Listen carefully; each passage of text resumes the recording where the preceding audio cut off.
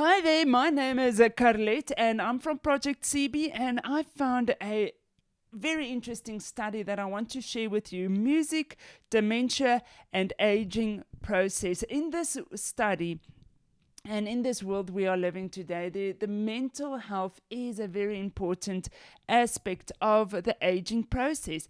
And in this study, we are going to learn how to engage with music. There are a few people to present music, dementia, and positive aging. So sit back and enjoy the classical music and the sing alongs. There's great information that will be shared with you. So may you be encouraged with the testimonies, fantastic music. Yes, it is a 2-hour session, but it passes by so quickly that you don't even remember to watch the clock. So let's give it away to Dr. Hilary Moss to introduce music, dementia, and positive aging. Hello and welcome to the Irish World Academy of Music and Dance at the University of Limerick. I am Hilary Moss and I'm delighted to welcome you all to this live. This event is made possible by the Irish Research Council New Foundations funding and is brought to you by a team of music therapy, health and well-being researchers here at the university and beyond, who are exploring together and promoting the role of music to support people with dementia and their family carers. This evening you're going to hear musical performances by composer Ian Wilson and singer-songwriter Paul Noonan. The Irish Chamber Orchestra musicians will be performing with Cathal Roach, saxophonist. Ian Wilson's piece was composed during his residency at Tallaght University Hospital in Dublin, and he reflected on the experience of people with dementia following their journey through the hospital and at home, and reflecting on what it is to experience living with dementia.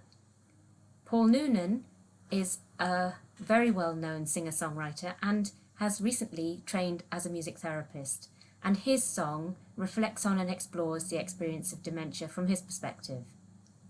I am really lucky to be working with a team of researchers at the University of Limerick and beyond who are researching and providing music and music therapy for people with dementia and their family carers. Projects I'm currently working on with my team include looking at providing music therapy online for people living with dementia and their family carers in isolated rural areas around Ireland. We also are partnering with international researchers in this area. I'm also lucky to be working with researchers on singing and drumming for people with early stage Alzheimer's disease, and that's a collaborative project between researchers at the University of Limerick and Trinity College Dublin. And we're also researching what evidence exists already for music's role for people with dementia. Here at the University of Limerick, we also train music therapists, the only professional training on the island of Ireland. Good care, whether in hospital or in the community, involves teamwork. The team involved here tonight include leading experts in ageing and dementia, including Professor Desmond O'Neill, who will be speaking later, and Dr. Katie Robinson from our own ageing research cluster here at the University of Limerick. We work together as musicians, dancers, music therapists, alongside experts in the Health Research Institute here at UL and our international colleagues in clinical and musical fields. I'm indebted to many colleagues tonight who made this evening possible and this work possible. I particularly like to mention the excellence we will hear tonight in our musicians from the Irish Chamber Orchestra. My colleagues in music therapy, Billa Hassey and Paula Higgins, among many others, who are leading the field in Ireland in terms of music therapy and dementia work. The PhD researchers and the research team here at the Irish World Academy of Music and Dance, looking at music and health, and they include particularly this evening Sophie Lee, Lisa Kelly, Katie Fitzpatrick and Elizabeth Hilitzer, but that names only a few of the team. And of course the creative and technical team here at the Irish World Academy of Music and Dance who made this possible, and my colleagues in the Academy who constantly support this kind of work. And of course the real experts are the people living with dementia, and I'm delighted tonight to have somebody representing the Alzheimer's Society, and people with dementia, who will speak tonight of his own experience and his response to what he hears and sees tonight. So as we start this wonderful, creative and hopefully stimulating evening about music, positive aging and people with dementia, I would like to just take a note that music can harm. It can cause distress, overstimulation, noise pollution, and stimulate painful memories. And that's why specialised and thoughtful use of music is paramount in healthcare settings and working with people with illnesses such as dementia. What I would advocate from my years of work as a musician, music therapist, manager and academic in this area is not to settle for second best in terms of musical care, musical excellence, and of course, clinical and social care.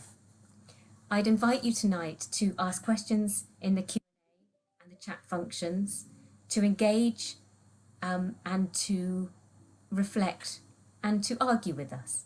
And do connect with us in any way you can. I really hope that this evening you will learn, reflect, be stimulated, and above all, sing and dance. Thank you very much.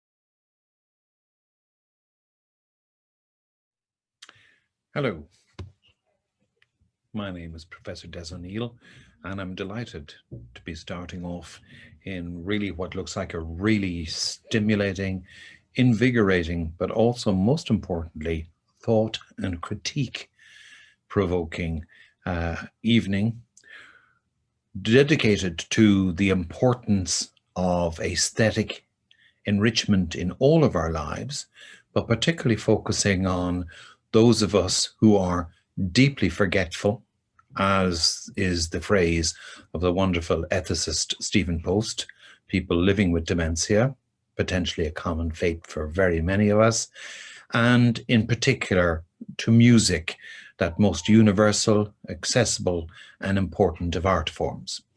However, if you have tuned in this evening, it's more than likely that you believe or are strongly convinced that this is an important area of development, of fulfillment for those of us living with deep forgetfulness.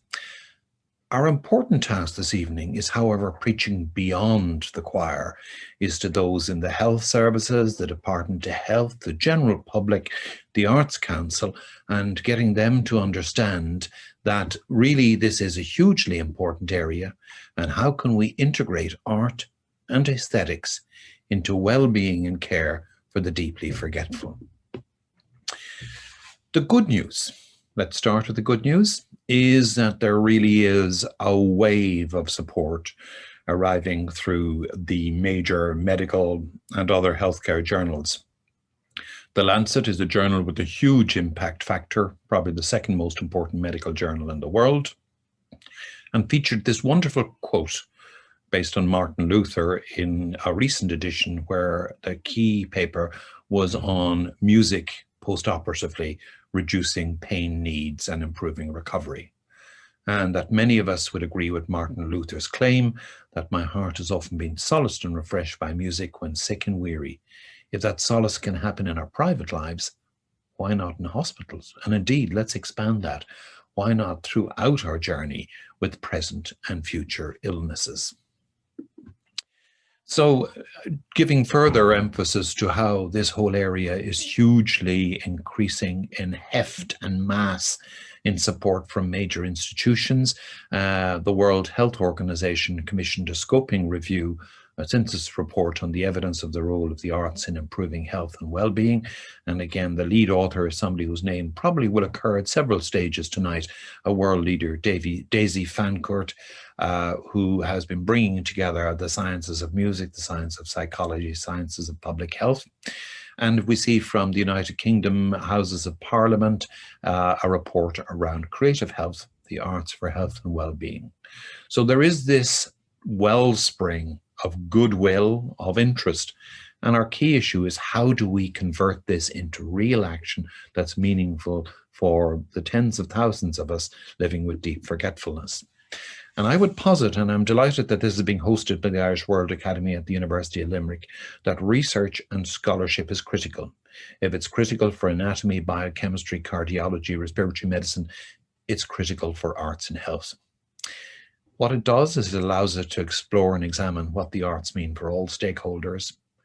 It's important that it has a broad scope and just doesn't focus on certain populations, but goes from prevention to palliation, the full spectrum. It clearly needs to be more phenomenological, more granular, and person-centered as to what are the aesthetic needs, wishes, desires, approaches of the public, the people for whom we hope that this will be of benefit. We need to develop a shared language, even between different academic disciplines. Some medicine often talk about research, humanities and arts talk about scholarship, and how we can bring these together without fear of colonization by the thinking and the means of the others. And lastly, I think implementation science and policy.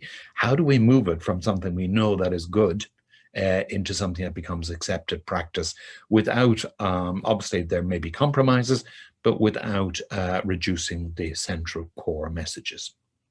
So what we generally recommend, and what we've done in the arts program in Tallaght University Hospital for over 15 years, is a philosophy of we can't wait till all the research is done, is to act fast, intuitively, and we'll talk about curation shortly, and to think slow. So for example, here's James Galway playing with the Irish Chamber Orchestra residency in our hospital. But while we do that, we also undertake research. This is one of our early papers looking at the benefit of live music in the general hospital.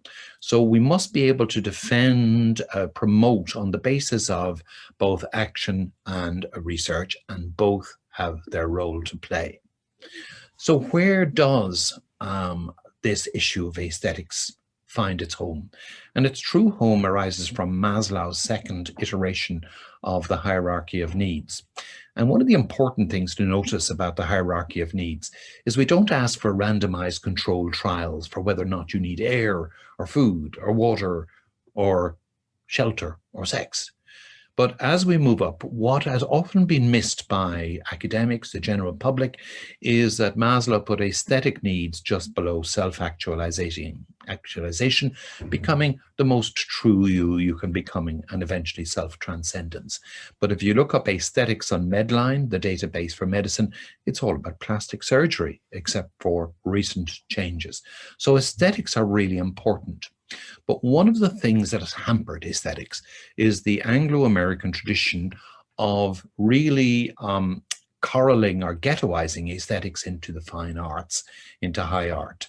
And we are great fans, Hilary Moss and I, into the writings of Yuriko Saito and others in the area of everyday aesthetics.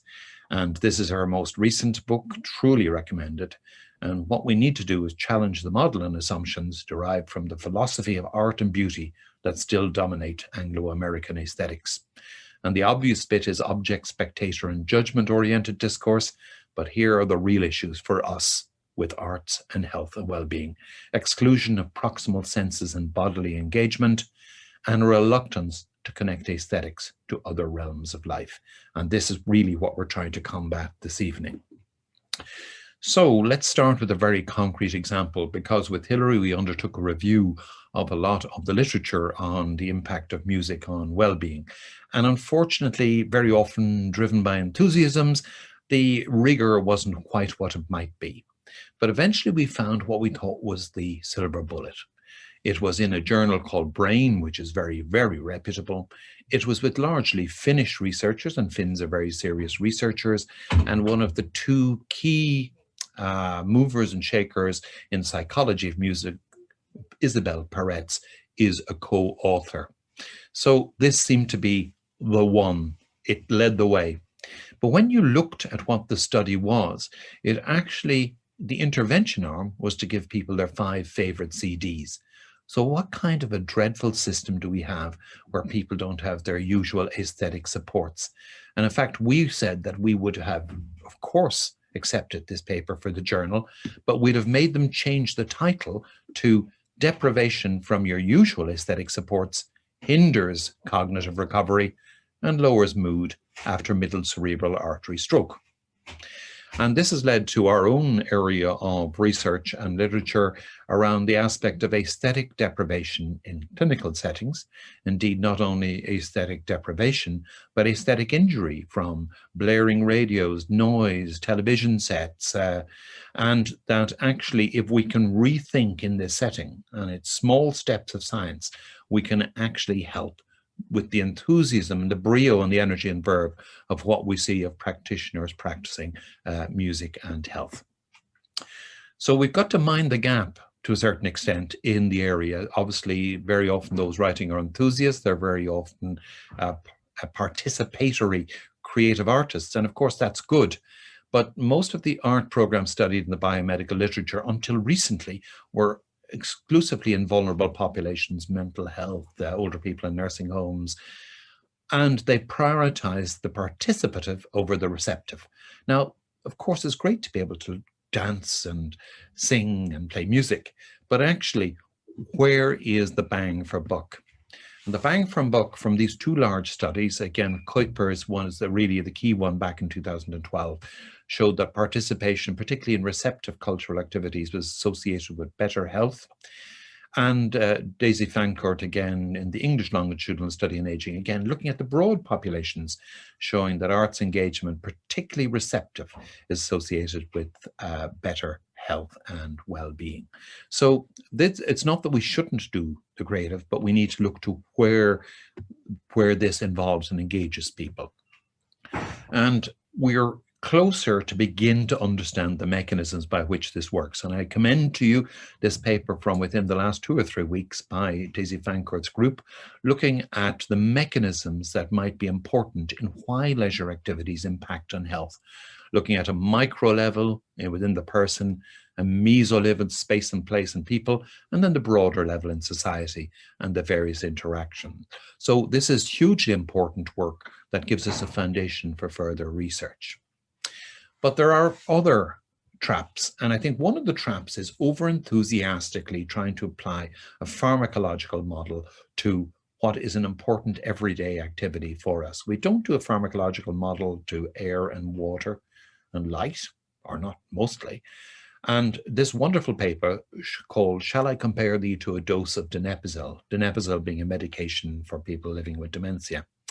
And it's about the folly of trying to shoehorn the impact, benefits, life-enhancing quality of a theatre intervention into X amount of points of improvement in cognition, Y amount of improvements into mood. We all can partake, the presently able-bodied, in the arts and cultural activities which we wish. It's really important. And actually, it's important that this is also extended to these populations and not seen as a purely pharmacological model. And I would point to Anne Basting's wonderful work in the Penelope Project, look it up, doing theatre in a nursing home with people living with deep forgetfulness. That's truly inspiring and allows us to see the true potential of the human at its most vulnerable. So we understand it makes a difference. It's important. Aesthetic deprivation hurts you.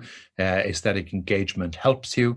So how do we get to what is good for you and what is needed? And I have to say this always, I always, and again, working with Hilary and with her successor, we always had a degree of uncertainty around were the programs of live music in the atrium, arts, poets in residence, were all of these what people wanted. And I love this cartoon from the New Yorker about doing amazing work, bringing the arts to people who don't want the arts. So I think it is important that we think through how we're going to do this. And I think much underexplored, and I have to say I'm very pleased to have with Hilary been able to look into this, is the important skills needed for curation in arts and health. And it involves bringing together a professionalized encompassing of the skills and knowledge and attitudes we'd find in art therapies, arts and health, and medical humanities. And it's bringing these three together without people feeling threatened by, our space has been taken. There is a room for everybody here. And it's important, in given limited financial resources available, that we don't fall out among each other in this sense. So briefly then to music. Why would we prioritize music, or why do we focus on music? Well, music is the absolute level playing field, the lingua franca. Pretty much everybody listens to music, but not everybody. Interestingly, Alzheimer himself wasn't desperately keen on music, but for most of us. And philosophically, Schopenhauer, I have to say, always struck me that he caught it beautifully when he talked about the effect of music, very much more powerful and penetrating than is that of the other arts. For these others speak only of the shadow, but music of the essence. But for us as neuroscientists, music is extraordinary in that it's the art form that virtually affects every bit of the nervous system. I mentioned Isabelle Perret previously. Robert Sartori is our co-worker in McGill in Montreal, and he has this wonderful piece in Nature around that music involves every cognitive function. It involves motor function. Your foot taps. It involves visceral. It dissolves that artificial barrier between emotions and cognition. And this was equally well put. Let's make sure we get a musician speaking as well, by Mendelssohn, Felix Mendelssohn, when he was asked to write a description of his music, and he faltered and said he couldn't do it. And the editor said, "Is that because music is too imprecise for words?" And he said, "No, it's not that music is too imprecise for words, but it's too precise." So like a certain beer, it reaches parts that other art forms don't. And again, I think you'll hear this evening all sorts of examples here. The very impactful video Inside I'm Alive. All of these show us the power and the impact. And our question is, how do we bring this all together to make an impact within our health services? And it's to remind that we have a common purpose here, and I'm going to finish on our common purpose. Oscar Wilde wrote that what the artist is always looking for is the mode of existence in which the soul and body are one and indivisible, in which the outward is expressive of the inward, and in which form reveals.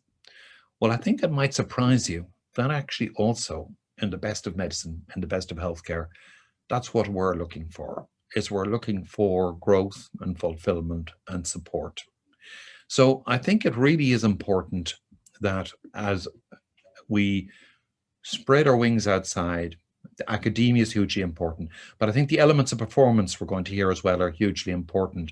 And it was very impactful, for example, when we were able to co-curate with the RTE Symphony Orchestra music composed after stroke and dementia. So we need to get it out there, the vitality and importance of this art form. So we're in this together. And I think it's really important, those supporting community arts, Arts Council, HSE, we need not to fall out over limited pots of money, fall out over perceptions of what is academically rigorous. We need that combination of academic security and academic humility, which allows us to work together. And we can draw on the art world on this. Hans Ulrich Obrist, a great curator, has this wonderful book on ways of curating. And the lessons are not only for the art world, but for those of us who are researchers, scholars, and practitioners as well. And what we hope is through events like this evening, is we'll understand that curating, whether it's music, art, culture, or the research and scholarship we need to make this really happen for those living with deep forgetfulness and the rest, is at its most basic, simply about connecting cultures to make junctions, a form of map making that opens new routes through a city of people or a world. Let's do it.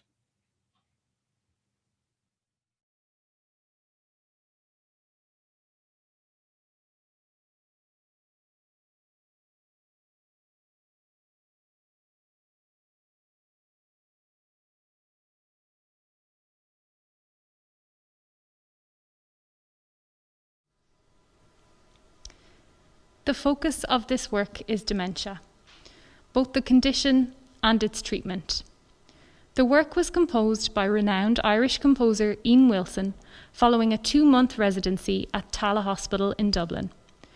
The resulting 6-movement chamber work is a reflection on the composer's experiences and learning about dementia. The project was led by Professor Desmond O'Neill and his team at Tallaght Hospital, and Hilary Moss and her team at the National Centre for Arts and Health situated in the hospital. Ian Wilson was given access to the full process of receiving a diagnosis of dementia and the care that a person with dementia and their family experience, from initial consultations in the outpatient clinic to a variety of clinical sessions with the team, attending tests and scans, meeting people with dementia in a local Alzheimer's Society day centre, and attending a specialist psychiatry service. He also visited people at home with their families.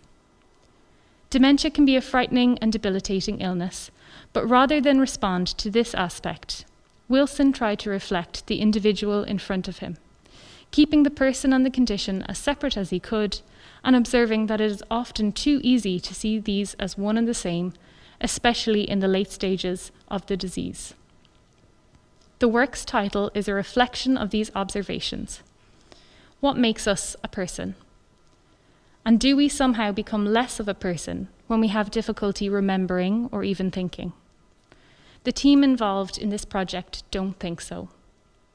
We acknowledge all the partners involved in this project, especially the Meath Foundation, who funded the project, and the Irish Research Council for funding this performance. First movement, the appointment. The appointment tries to capture the tension and anxiety of seeing a doctor when dementia is the issue. The appointment is a busy place with doctors, nurses, and family members involved. The saxophone here represents the person with dementia, sometimes not being heard, sometimes overwhelmed by other voices. When listened to, however, and given time, the person with dementia is heard, and the saxophone line becomes stronger and more assertive.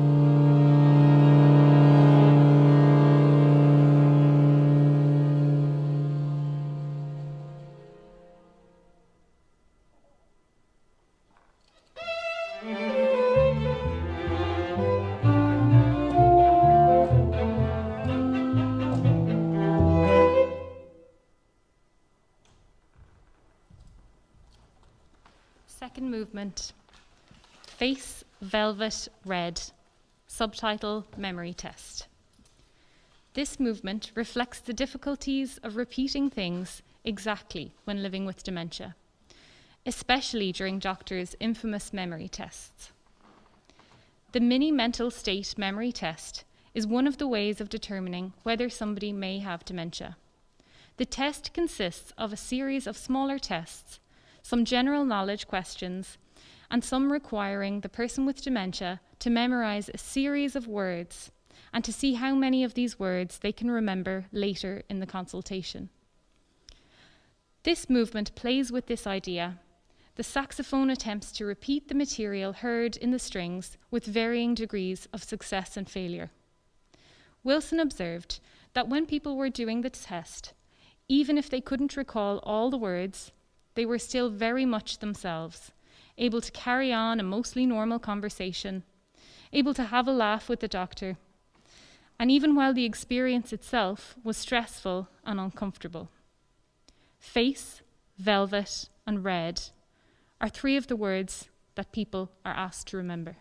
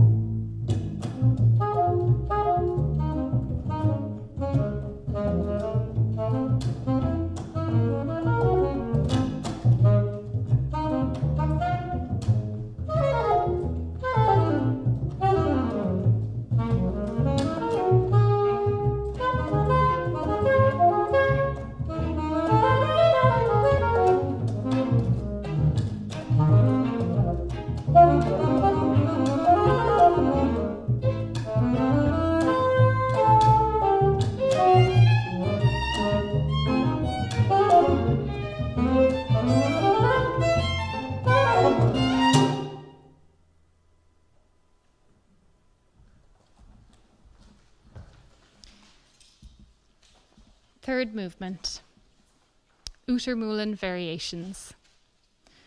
Noonan was a very talented American artist who developed dementia. His work, like the third movement, shows a gradual decline. He died in 2007, having been diagnosed in 1995. When he received his diagnosis of dementia, he started to paint a series of self-portraits which chart the progress of his disease. As his wife remarked, his talent was still there, but because of his spatial awareness and cognition, which began to be compromised, he had to find different ways to work with his materials. If you have a chance to see any of his late paintings and watercolours, you will see that sense of degradation. This movement is inspired by some of his works. When the music starts, it is regular, almost square, and quite forceful. But as the music progresses, it becomes less sure of itself, even aggressive at one point, but also finds different modes of expression as it leaves old ways behind.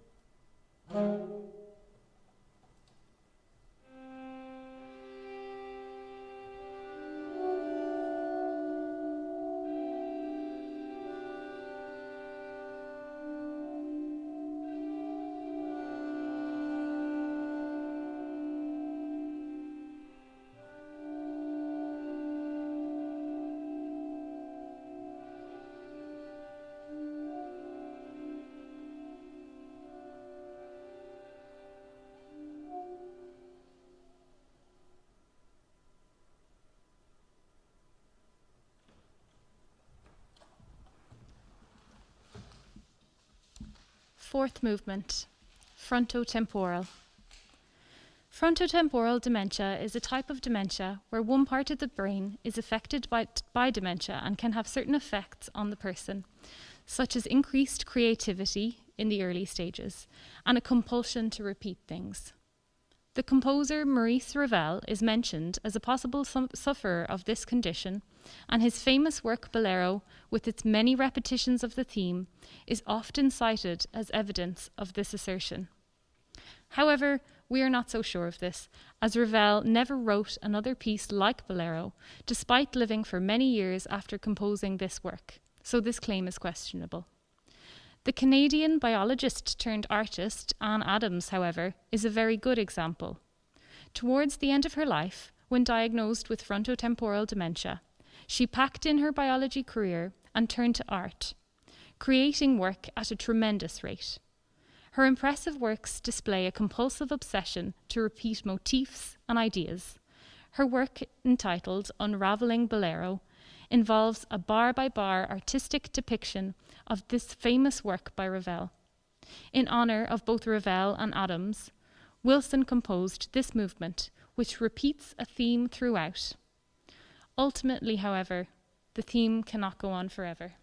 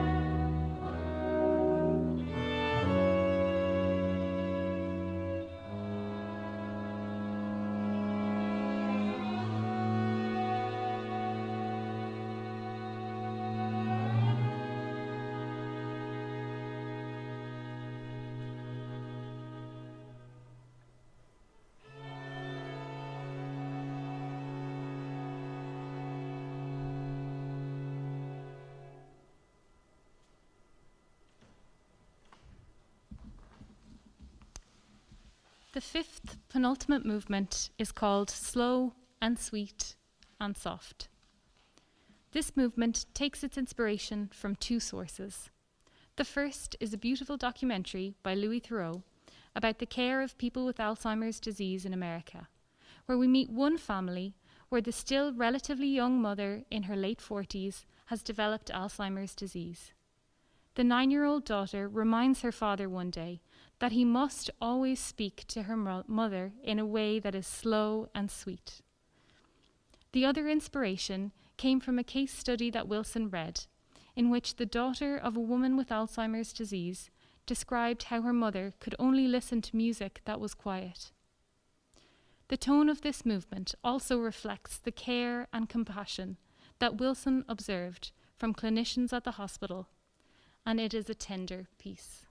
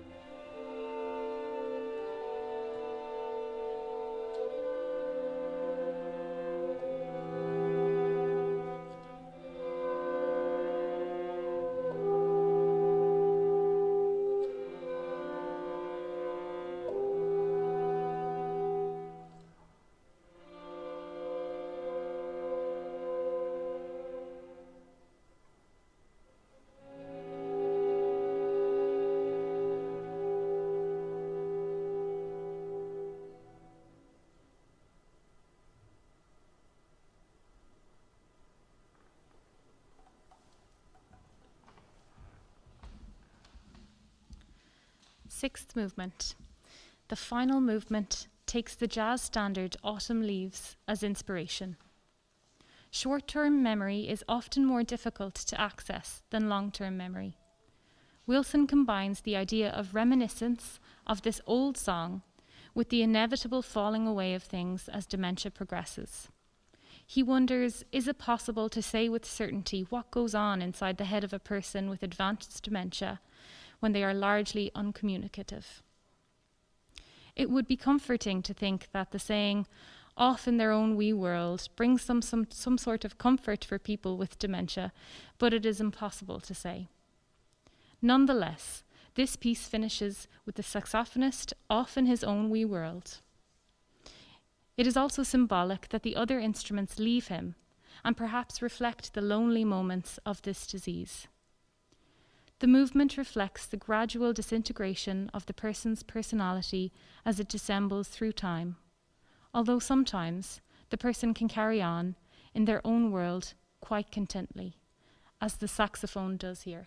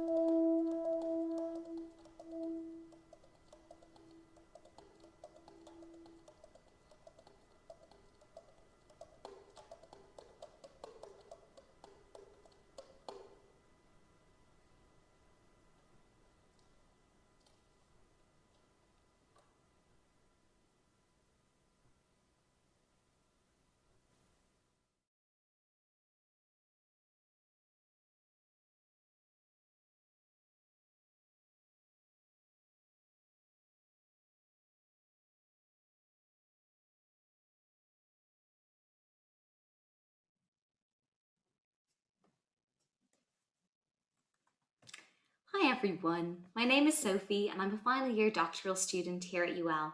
It's a real privilege to be part of this wonderful event on music, dementia and positive ageing.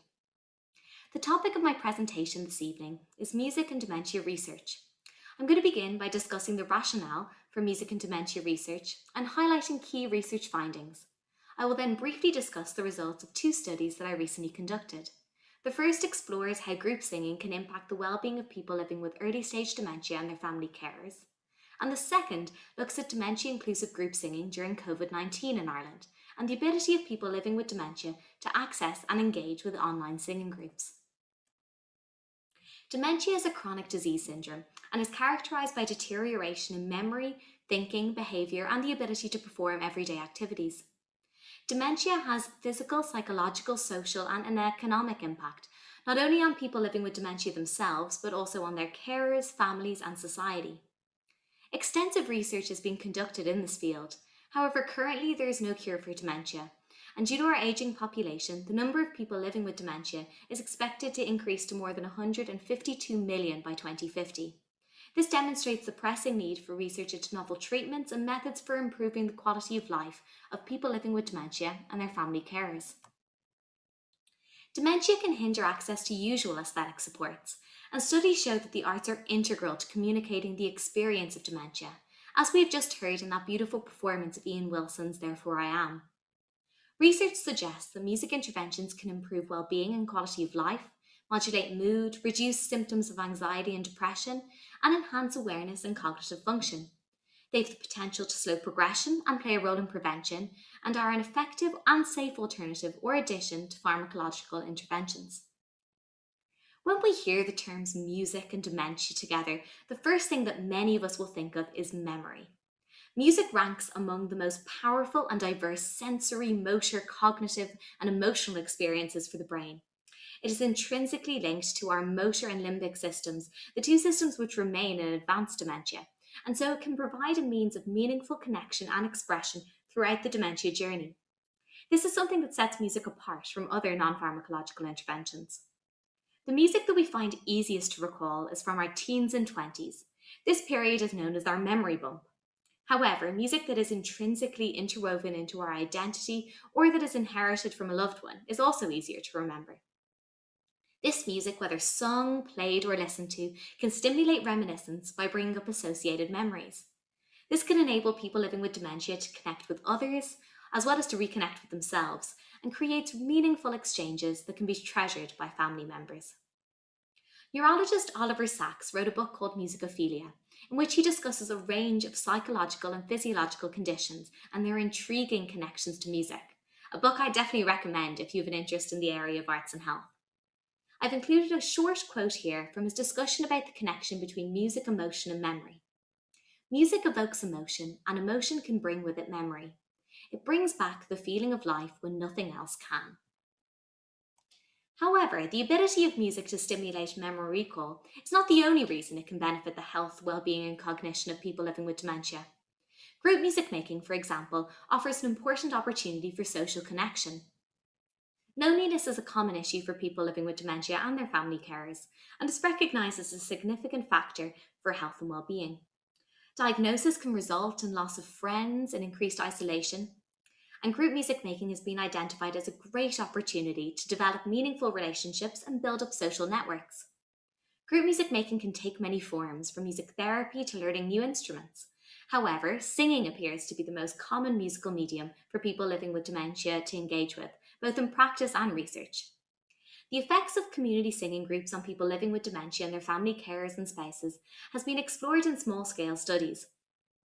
Findings suggest that, in addition to providing the opportunity for the development of empathetic friendships and social confidence, they can also help participants to accept and cope with their diagnosis, enable participants to reconnect with a sense of autonomy and agency, offer mental stimulation, and maintain or improve elements of cognitive function. There are a wide variety of musical experiences that people living with dementia can engage with. These experiences exist on a continuum of recreational to therapeutic opportunities and can be receptive or active in nature. Receptive experiences include music listening and music for relaxation, while active music making comprises experiences such as singing, playing instruments, and moving to music. They can also take place in a variety of different contexts and settings and may be chosen for different reasons. The music intervention in the first study that I'm going to discuss briefly this evening is a community-based singing group for people living with early-stage dementia and their family carers. This can be described as a primarily active musical experience, and although therapeutic and recreational aims were targeted simultaneously, delivery by a music therapist positions it towards the therapeutic end of this continuum. The aim of this study was to explore how a community-based group singing intervention impacts the well-being of people with early-stage dementia and their family carers. 6 people with early-stage dementia were recruited through the Memory Clinic in Tala University Hospital in Dublin and engaged in a 6-week group singing intervention with their family members from January to March 2020. The weekly hour-long singing sessions took place in a community arts centre one morning a week and were facilitated by a music therapist. Each singing session followed a flexible structure and included musical elements that promoted social connection, expression and creativity in the moment, reminiscence, lifelong learning, and cognitive stimulation.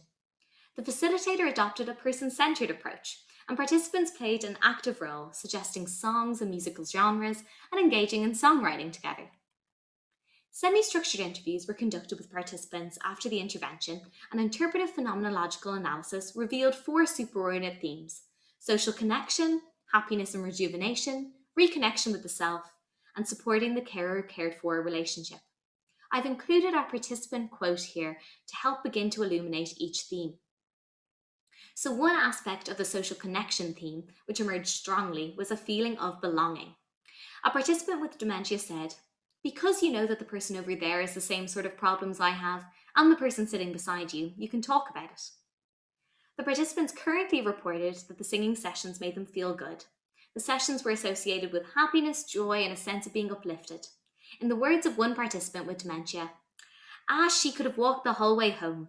She was always very happy when she left it anyways. You feel contented within yourself, like Betty and I did. Sing along in a group, it's terrific."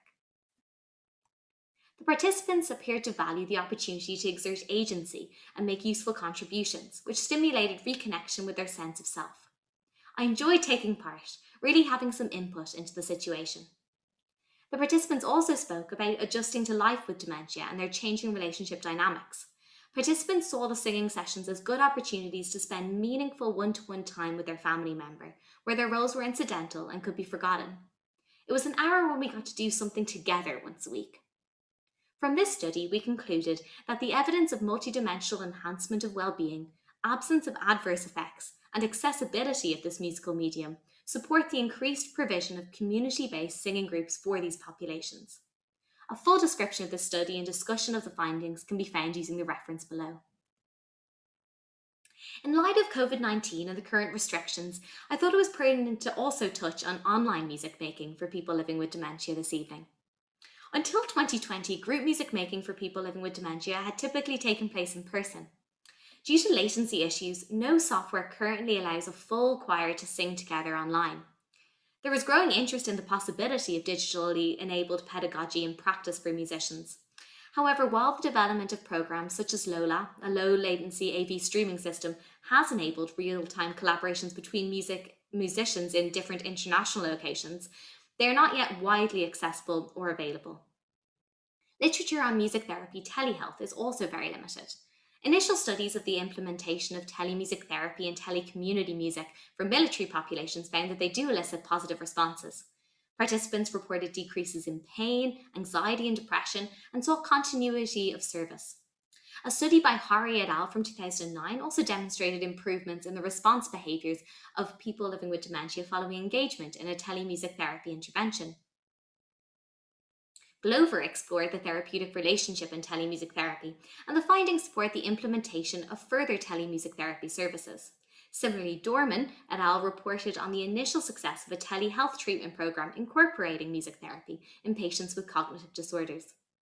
Although these initial findings are positive, it is important to note the small number and scale of the studies conducted to date. However, it's very likely that we will see a huge increase in the number of studies on telemusic therapy and online music for health over the next few years due to COVID-19, which necessitated the suspension of the majority of in-person music making globally, including services for people living with dementia.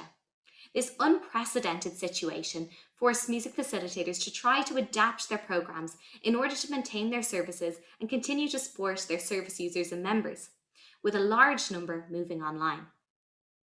I undertook a study last summer which aimed to capture how COVID-19 has impacted dementia-inclusive choirs and singing groups here in Ireland. It posed two research questions. One, how did facilitators of dementia-inclusive singing groups and choirs in Ireland adapt their programmes in response to COVID-19? And two, how do the facilitators perceive their adapted programmes? It seeks to contribute to the literature on telemusic and the use of technology with people living with dementia, and to provide other facilitators with practical information on delivering music programmes remotely. I conducted semi-structured interviews with 12 facilitators of dementia-inclusive choirs or singing groups around Ireland. The results of inductive thematic analysis can be seen on the table here. These findings provide initial evidence that people living with dementia and family carers can successfully engage in online music programmes. They suggest that online music programmes may offer similar benefits for well-being and cognition to those delivered in person. They support the development of sustainable online groups and resources to increase the accessibility of dementia-inclusive singing groups and support community-dwelling people living with dementia from rural or remote areas, or with health or mobility challenges. However, the findings also highlight barriers and challenges to online delivery for this population, including the lack of electronic devices, Wi-Fi and strong internet connections, a reluctance of people living with dementia to engage, and the inability to experience group singing over Zoom or similar platforms due to audio latency. While this situation may change in the future with the continued advancement of technology and development of accessible low latency software, we believe that when it's safe to do so, both in-person and online music programs should be made available to people living with dementia and their family carers. To conclude, I just wanted to highlight a few of the dementia-inclusive singing groups and choirs that are currently running in Ireland, in case any of you might be interested in joining one of them. Thank you so much again for having me, and I look forward to singing together later and putting this research into practice at our singing workshop this evening.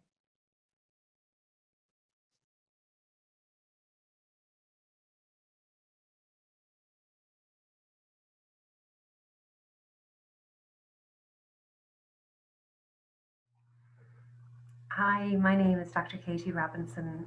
I'm Senior Lecturer in Occupational Therapy and co-founder of the Ageing Research Centre at the University of Limerick. I was delighted that my colleague Dr. Hilary Moss asked me to address you at this Irish Research Council New Foundations funded event on music, dementia and positive ageing. The interdisciplinars from allied health disciplines, from nursing, from medicine, from engineering, and of course from music therapy, ably represented by our colleague Hilary. Our centre aims to conduct internationally significant research that leads to improvements in the health and well-being and social inclusion of older people. And we're also working to develop capacity in ageing research by collaborating not only with other researchers, but with clinicians, industry partners, older adults, and their representative organisations. We have really seen the benefit of interdisciplinary work in the Ageing Research Centre, and we're aiming to work across disciplinary boundaries to ensure that our work addresses research priorities reflecting the day-to-day reality of older people's lives. Life expectancy is increasing in Ireland as it is in many countries, and the World Health Organization have made it clear that health is key to ensuring that older people can take advantage of these additional years. Right now, evidence suggests that older people are not experiencing better health than previous generations. And nationally, our Health Service Executive HSE Planning for Health Report 2017 is predicting a significant increase in health service use over the next decade. And as older people bear the greatest burden of disease, they account for the greatest proportion of healthcare use. Given the numbers of older adults living with dementia, it's really important to research the effectiveness of interventions that can improve health and well-being for this population. The focus of today's event is clearly on music as one of the creative arts therapies, and all of the creative arts modalities share lots of commonalities with the allied health professionals and many of the other health disciplines. Many of these disciplines are informed by a humanistic approach, We emphasize client-centered care, and we share across disciplines common characteristics such as the development of therapeutic alliance, consideration of safety, the enactment of empathy in therapy, and of course, unconditional positive regard for clients and service users. But there are differences between the traditional health disciplines and the creative arts therapists, as the arts therapists seek to engage clients holistically across somatic, cognitive, emotional, intrapersonal, cultural, creative, aesthetic, and social interpersonal aspects of the self. And also, creative arts therapists use techniques such as adaptability with methods adapted by therapists to best support the needs of each individual client or group, demonstrating their responsivity to context and attunement. And there are also key aesthetic processes that further distinguish the work of complementary or creative arts therapists from other healthcare disciplines, such as intrinsic pleasure, transitional practices, and generativity. Evidence is absolutely growing for the health and well-being benefits of the use of creative arts modalities, including music, in healthcare. And this is very well represented by a recent systematic review of creative arts modalities for the treatment of depression in older adults. And of course, depression commonly co-occurs in older adults living with dementia. And so Dunphy and colleagues in 2019 in the journal Frontiers in Psychology published a lovely systematic review where they included 41 studies focused specifically on the use of music as an intervention for depression in older adults. And what they found was that many of the music studies demonstrated significant positive findings in the treatment of depression and depressive symptoms, and that the most effective music interventions were provided by trained music therapists, with 9 of the 12 studies involving these professionals, trained music therapists, having significant findings, whereas only 12 of the 23 studies involving other professionals had significant findings. So in this systematic review, they considered the therapeutic processes that were at play. And they found across the music studies that there were descriptions of physical activation, the processing of emotion, and social relationships that were important in the health and well-being benefits that were identified. Alongside this evidence base, evidence is also growing for the benefits of music therapy specifically for people with dementia. And these references here on screen can be summarized by saying that music therapy is shown to be effective in the treatment of behavioral and psychiatric symptoms of dementia. Music therapy has been shown to reduce agitation, disruptiveness, to prevent medication increases in people with dementia, and that we can conclude confidently that music therapy can be used as a first-line non-pharmacological treatment for people living with dementia. And so the Aging Research Centre is delighted to support this event. We embrace this opportunity for stakeholders in this area to come together and share learning, to build on this solid platform of evidence and consider future research that can demonstrate the therapeutic potential of music as an intervention for this population. For those of you who are interested in finding out more about the aging, at the email address pictured here, or my colleague Justina Liss, who is the administrator for our Aging Research Centre, if you want to join our distribution list or learn about the activities and research projects going on in the centre at the moment. Thank you so much for your time and attention.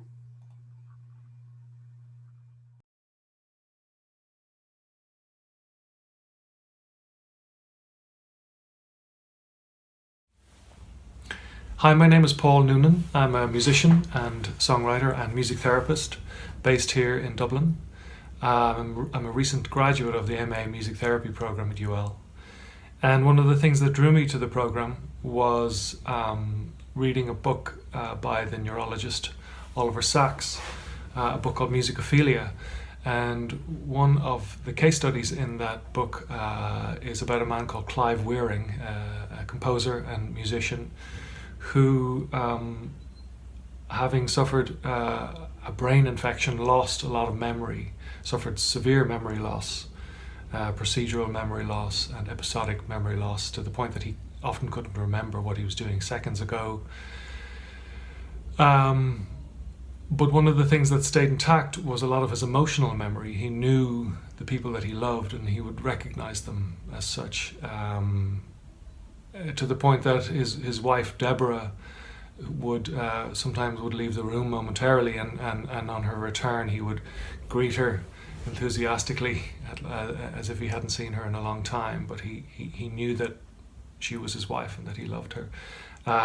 I found this story very moving, and I wrote a song called Glacier, and also made a music video that tried to speak to that experience of the retention, the deep-rooted nature of emotional memory in the face of catastrophic loss. So here it is, Glacier.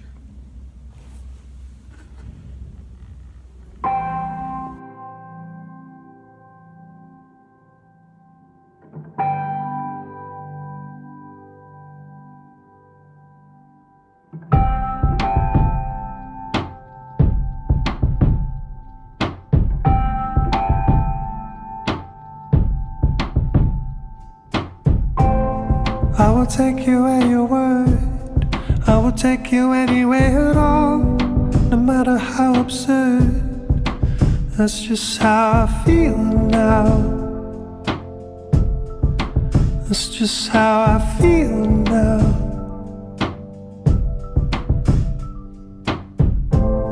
Cause I like the sound of your words that fill this shiny covenant, a copper to unfurl, that we might find our feet now,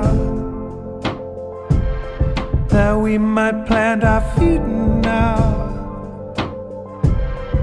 It's like you're a glacier on the move, tearing up valleys and rivers, carting out your groove. 16 tons of melt water, oh, they're falling like sweet words from your mouth. Yeah, it's like you're a glacier on the move.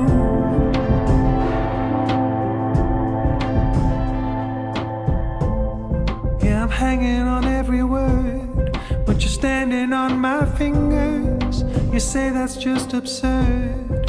You say I'm being silly now, and it's always been my Achilles now.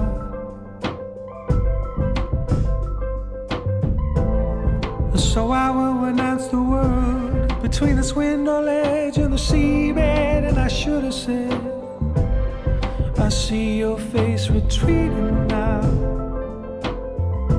framed in blue sky, repeating now. Oh, it's like you're a glacier on the moon, tearing up valleys and rivers, carting out your groove. 16 tons of melt water, oh, they're falling like sweet words from your mouth. Yeah, it's like you're a glacier on the moon.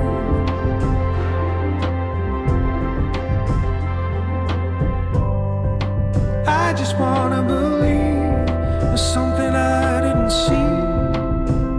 Say the tree fell in those woods.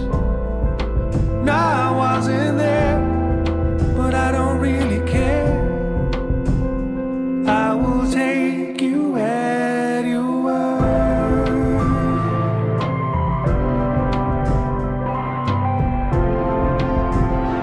I will take you at your word.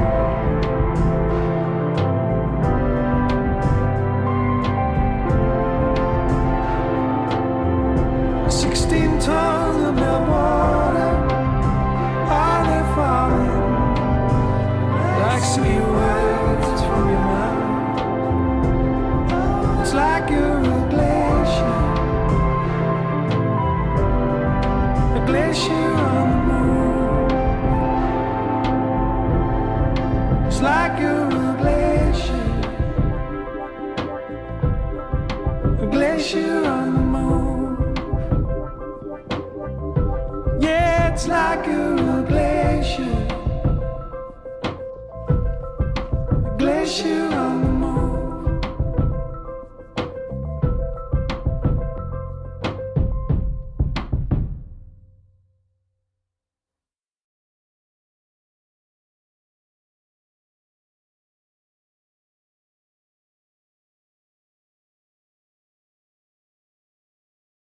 Hi everyone, welcome to our short singing workshop here this evening.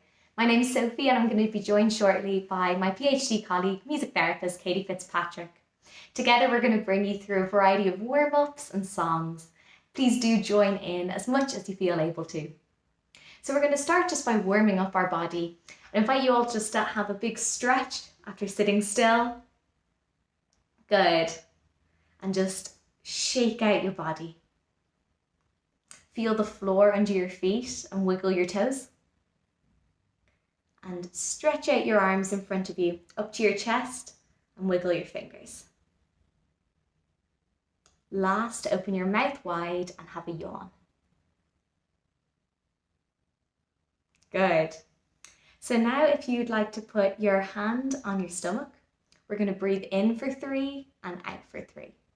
So breathing in, 2, 3, out, 2, 3. Good. This time when we're breathing out, I'd like you to sing to la, whatever note feels comfortable. So we're going to breathe in, 2, 3, la. Lovely. One more time. In, 2, 3, la. We're now going to sing up 5 notes and down 5 notes for our first vocal warm-up to la. Sing along with me. La, la, la, la, la, la, la, la, la. And again. La, la, la, la, la, la, la, la, la. Good. This time to me. Me, me, me, me, me, me, me, me, me. One more time. Me, me, me, me, me, me, me, me, me. Lovely. We're going to go up the whole scale this time and to me, ah. So try it along with me.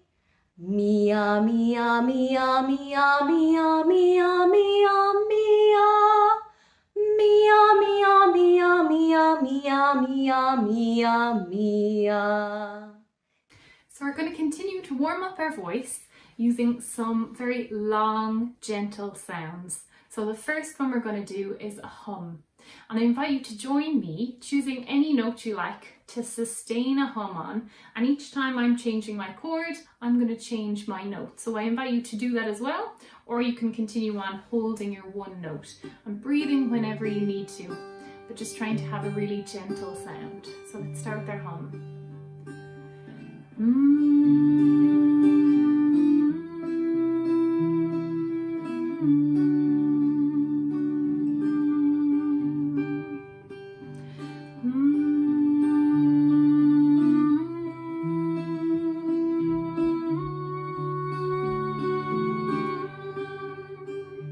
Let's change it now and let's try it with an ah, a very open, yawny ah sound.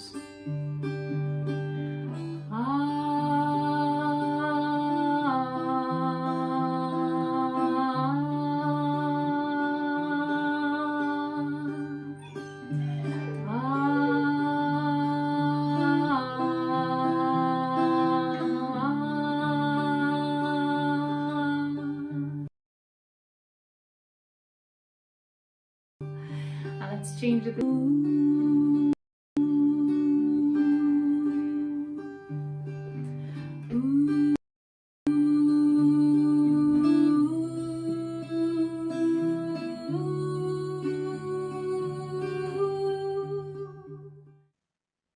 So the first song we're going to sing today is called Bella Mama, which means beautiful mother. Very fitting given yesterday was Mother's Day. This song just has 2 words, Bella and Mama, and I'm going to bring you through it line by line. So if you want to sing along with me, it goes Bella Mama, eh. Join in. Bella mama, eh. One more time. Bella mama, eh. Great. Our second line just is the exact same but goes up at the end. Have a listen. Bella mama, eh. One more time. Bella mama, eh. Lovely. And then we just bring it down. So it goes Bella mama, bella mama, bella mama, bella mama. Bella mama, bella mama, bella mama, bella mama. And our last line is just the same as the first. Bella mama, eh. Bella mama, eh. Lovely. So we're going to sing it the whole way through now twice. Join in with me. 3, 4. Bella mama, eh. Bella mama, eh. Bella mama, bella mama, bella mama, bella mama, bella mama, bella mama, eh. Bella mama, eh. Bella mama, eh. Bella mama, bella mama, bella mama, bella mama, bella mama, bella mama, eh. So next up, we're going to do a very simple part song. So this song is essentially a mashup of a part of two different songs. So the first song being Oh When the Saints, and the second song being Swing Low, Sweet Chariot. So we're going to mix these two songs together and see how they work. So let me go through the two parts first of all, and then I'll show you how they can be sung at the same time, and you can choose which part you'd like to join in with. Let's do line by line. So the first bit, swing low, sweet chariot. Try it with me. Swing low, sweet chariot. Next bit, coming forth to carry me home. Try that. Coming forth to carry me home. Lovely. Next bit, swing low, sweet chariot. Coming forth to carry me home. So that's the first part. The second part is Oh When the Saints. So first line goes, oh when the saints go marching in. Try that with me. 1, 2. Oh when the saints go marching in. Oh when the saints go marching in. Oh when the saints go marching in.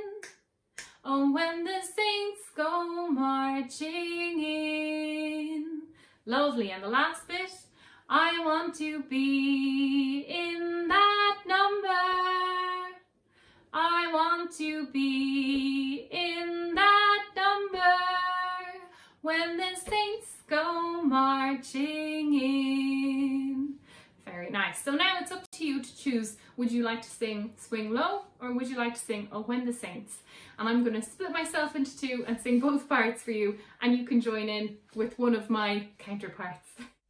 Swing Oh, when the saints sweet go marching in. Oh, when the coming saints forth go to carry me marching home. in. I want to be in that number. When the saints go marching in. Oh, when the saints go marching in. Oh, when the saints go marching home. I want to be in that number. When the saints go marching home. Our next song is an old Irish favourite, The Wild Rovers by the Dubliners. I hope you'll join me in singing along.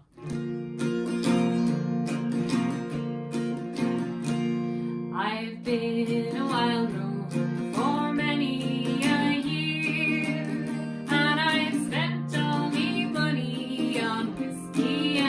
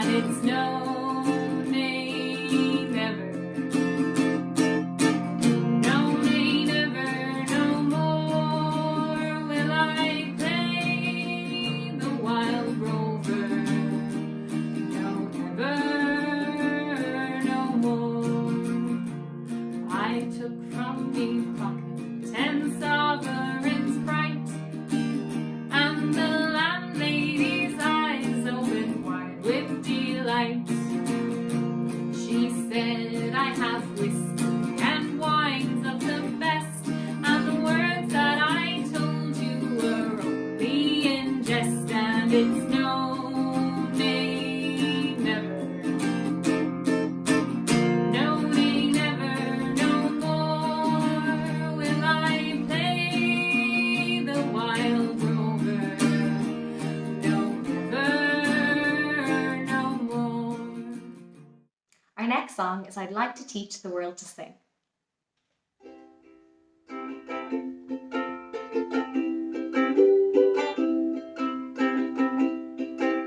I'd like to build the world a home and furnish it with love.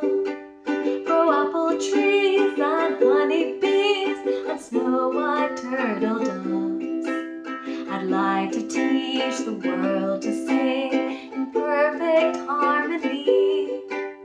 I'd like to hold it in my arms and keep it company. I'd like to see the world for once while standing hand in hand and hear them echo through the hills for peace throughout the land. That's the song I hear. Let the world sing today. A song of peace that echoes on and never goes away. I'd like to build the world a home and furnish it with love. Grow apple trees and honey bees and snow white turtle doves. I'd like to teach the world to sing in perfect harmony. I'd like to hold it in my arms and keep it company. I'd like to see the world for once while standing hand in hand and hear them echo through the hills for peace throughout the land. That's the song I hear. Let the world sing today. A song of peace that echoes on and never goes away. A song of peace that echoes on and never goes away. So for our final song together this evening, we're going to sing Hit the Road, Jack.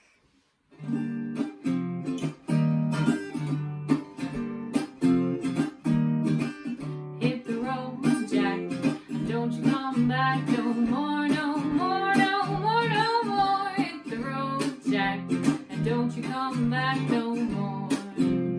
What you say? Hit the road, Jack, and don't you come back no more, no more, no more, no more. Hit the road, Jack, and don't you come back no more. Don't you come back. Oh woman, you treat me so mean. You're the meanest woman that I've ever seen. I guess if you say so, I'll have to pack my things and go. That's right, hit the road, Jack, and don't you come back no more, no more, no more, no more. Hit the road, Jack, and don't you come back no more. Now baby, don't treat me this way. I'll be back on my feet someday. Don't care if you do, cause it's understood. You ain't got no money, you just ain't no good. I guess if you say so, I'll have to pack my things and go. That's right, hit the road, Jack, and don't you come back no more, no more, no more, no more. Hit the road, Jack, and don't you come back no more. What you say? Hit the road, Jack, and don't you come back no more, no more, no more, no more. Hit the road, Jack, and don't you come back no more. Thank you so much for joining me and Sophie Lee for the Singing Experiential Workshop as part of this Music, Dementia and Positive Aging event. I hope that you joined in, you sang along, enjoyed yourselves and had a little bit of fun. Thank you.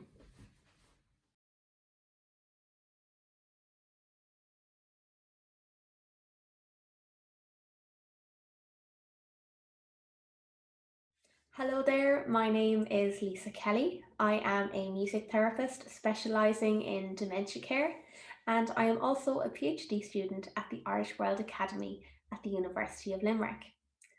Today I'm going to give you a very brief introduction to music therapy in dementia care. Music therapy is an evidence-based profession where music is used to support individuals to improve, restore, or maintain their health, functioning, and well-being. For people living with dementia, music therapy can foster social interaction, decrease social isolation, reduce anxiety, agitation, and responsive behaviours, and also stimulate reminiscence and cognitive function. We have heard about many fantastic music interventions for people living with dementia throughout this seminar, and you may wonder, how is music therapy different? Are they not both for health and well-being? Yes, but music therapy in dementia care is a person-centered and process-orientated psychosocial intervention. It focuses on the present moment, matching the person's level of awareness and cognition at the various stages of their journey with dementia. The therapeutic relationship is also central to the music therapy process. So building a rapport between the music therapist and the person with dementia is a big part of the music therapy process. We know that dementia is a degenerative condition. So as the disease progresses, people lose their ability to communicate. And music is a fantastic medium that we can still communicate in a non-verbal and meaningful way. So I think that it is a really, really important and valuable intervention that should be accessible throughout Ireland in all care homes and also in the community to support not only people living with dementia, but their family caregivers and care staff as well. So I'll just leave you with a few final things to consider. Music sometimes can be harmful rather than helpful. And I think that's really important to note, that for a person living with dementia, sometimes music can just be too much. That is, it is overstimulating. So if there's a lot of external auditory factors ongoing, so perhaps the radio might be on, the television might also be going on in the background, and maybe someone is in the kitchen boiling the kettle, making a cup of tea. And that is a lot of background noise when someone living with dementia is trying to focus and to concentrate. So just being aware of that sometimes maybe we may need to quiet things down rather than adding music to the mix as well. Also, it's important to note that music can bring up negative memories and emotions.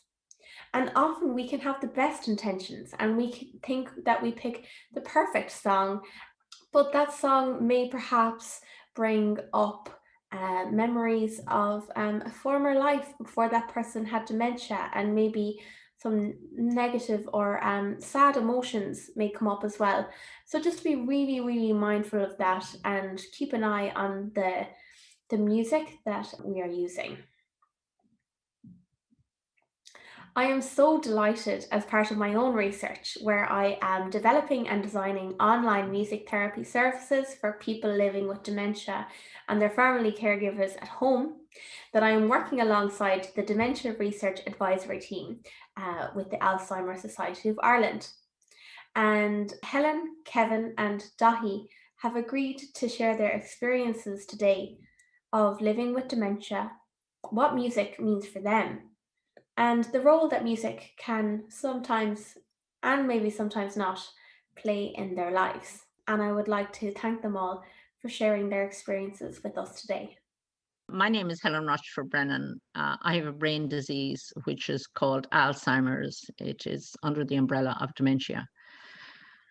And I would like to tell you what music means to me and offers to me. It is part of my life, a part of my life. At times, it can be an important part of my life. And there are other times that I can take it or leave it. And I think that music is not for everybody. I think we should all be cognizant of that. I also think that groups are not for everybody, and that is in my own experience. I think we should remember that sometimes noise can have a major effect on our brains.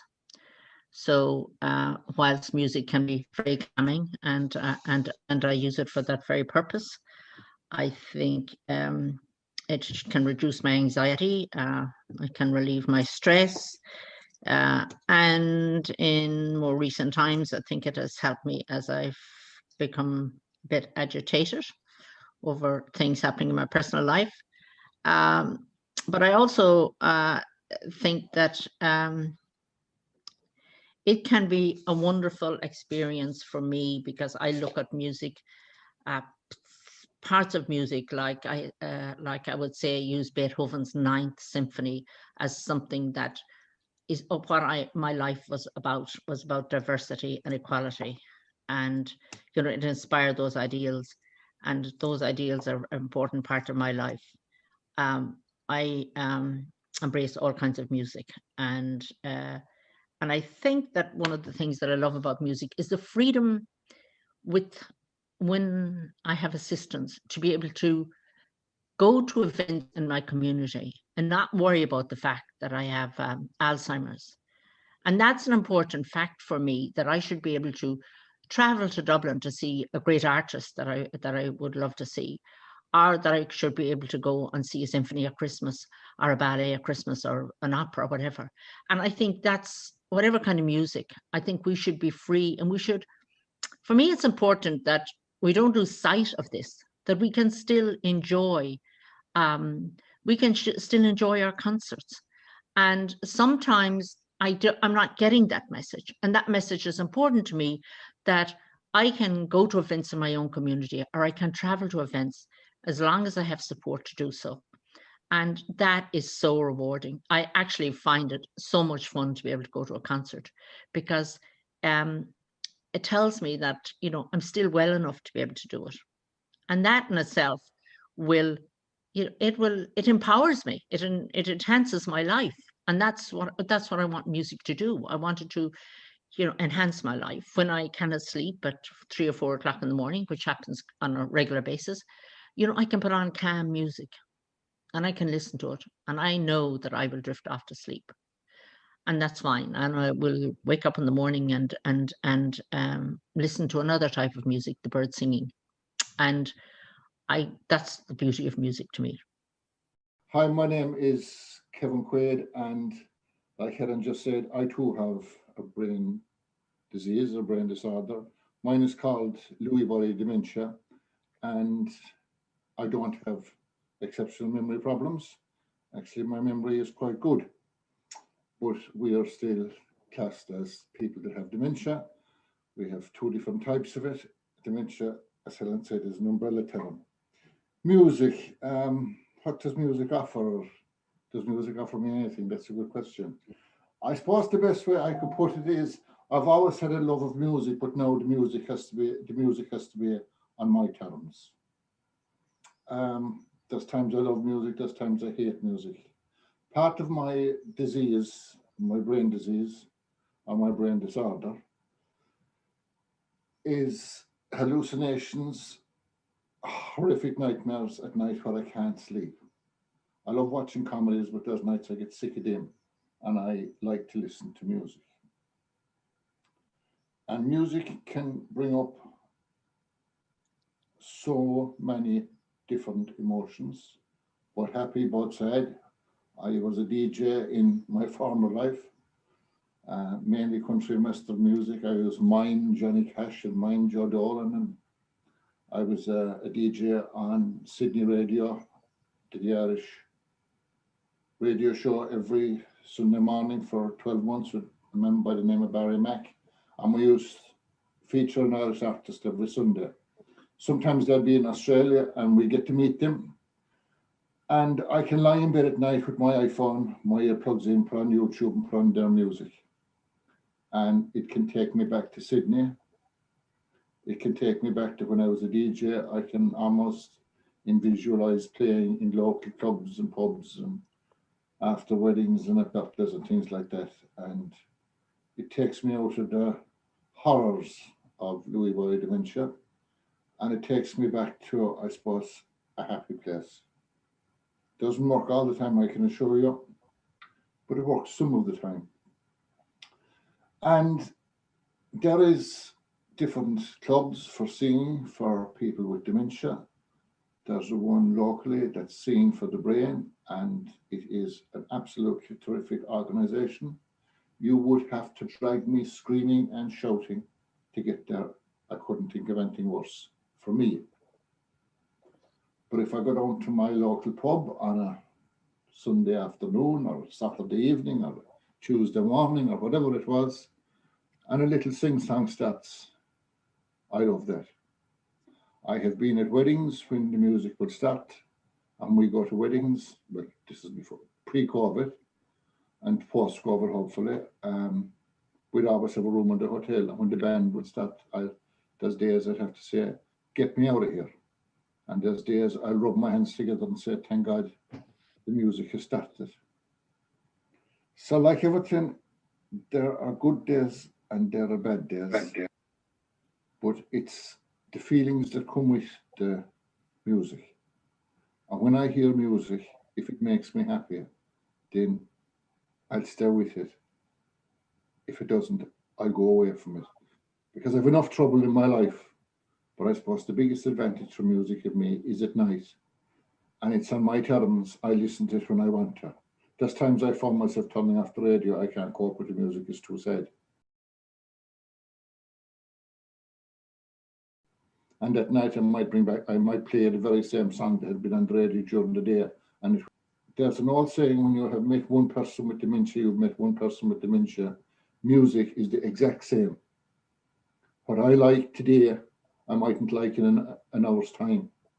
What Helen likes, I might dislike. And like Helen said, I might love to go to a concert. I would love to go to a concert. I'm actually a great friend of Ray Dolan's, Joe's nephew. Joe Dolan's one of my favourite singers. And there's times I can't even listen to his music. So it depends on the day, it depends on the person, it depends on my brain, and it depends on the way my day is going. Thanks. Hello, my name is Dahi, and I have been living with early onset dementia for, I think, 6 years or more now. I am Irish, even though I don't sound like it. I grew up in the US, but I live in County Cork now, and I'm very grateful for the support that I receive from many members of the dementia care community here in Ireland, including music therapy. And I want to tell you why music is so important to me, because as an out and proud gay man, music has been my life, all my life, learning show tunes and Judy Garland and Ethel Merman and the disco years when I came out and all. And so it has informed my life and continues to, and it helps me to remember that. So music is one of my best medicines, and I'm grateful for it. Thanks. Thank you all for watching and subscribing to this video, and hopefully that you've also sang along, danced to the music, and just enjoy the classical music, and definitely get that info of music, dementia, and positive aging. So thank you so much for all of your eyes, your ears, until we meet up again.